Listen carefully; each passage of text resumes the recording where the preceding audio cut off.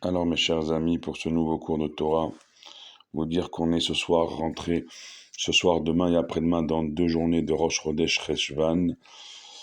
Donc voilà, faire des repas améliorés, porter des habits améliorés, montrer que ce sont 2 journées de Rosh Chodesh, demain et après-demain. C'est important. C'est également la fin du mois de Tishri, donc là vraiment on quitte le mois de Tishri et ses fêtes pour entrer dans, on peut le dire, dans non seulement un nouveau mois, mais l'année jusqu'à Pessah, en tout cas pour les grandes fêtes, sans fête. Et donc c'est pour ça que ce mois qui est sans fête, juste après le mois Tishri, on l'appelle également Mar Cheshvan, le mois amer. Mais justement, toutes les forces qu'on aura emmagasinées pendant Tishri, pendant les fêtes, c'est maintenant qu'il faut les déballer, comme quelqu'un qui remplit sa valise dans un endroit, et qui, au fur et à mesure, quand il rentre chez lui, au fur et à mesure, il déballe. Et nous, on a pris des forces, au Hachem, toutes ces fêtes.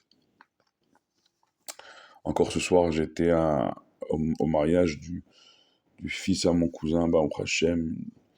Il y a des smarotes qui vont suivre, d'autres mariages qui vont suivre.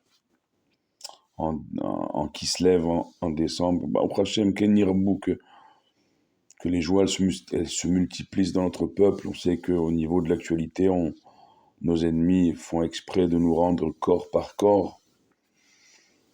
Mais pour nous, un corps, et ils le savent, un seul corps, c'est un monde entier. Donc on lâchera rien jusqu'au dernier corps rendu. Et vous dire que, également, on est une semaine, paracha de Noach, paracha du déluge, du Maboul. Maboul, ça veut dire fou. Déluge, c'est le monde entier qui est détruit par, justement, par des fous. Hier comme aujourd'hui, ça n'a pas changé. Et nous, peuple juif, hier comme aujourd'hui, on se réfugie dans la Teva, dans l'arche. Teva veut aussi dire en hébreu l'arche, comme le mot M-O-T, savoir se réfugier sous le mot de la Torah pour se protéger des mots M-A-U-X de l'extérieur. Et c'est ça en vérité ce que Noach a essayé de faire. Avec, on rajoutera quelque chose qui s'y est 10 générations plus tard, plus à Abraham, c'est également que même si, à nos yeux, et même communément admis, des personnes sont entre guillemets préjugées, je dis bien préjugées, entre grands guillemets irrécupérables, notre rôle à nous, c'est pas d'entrer dans ces considérations-là, c'est de prier pour tout le monde, comme Avraham Avinu le fera pour les habitants de Sodome et Gomorrhe, ces villes débauchées, les plus débauchées certainement de toute l'histoire, et qui pourtant Avraham Avinu a prié quand même pour eux. Et pourquoi ? Pour éviter justement que ces villes soient détruites et que le monde soit détruit à nouveau.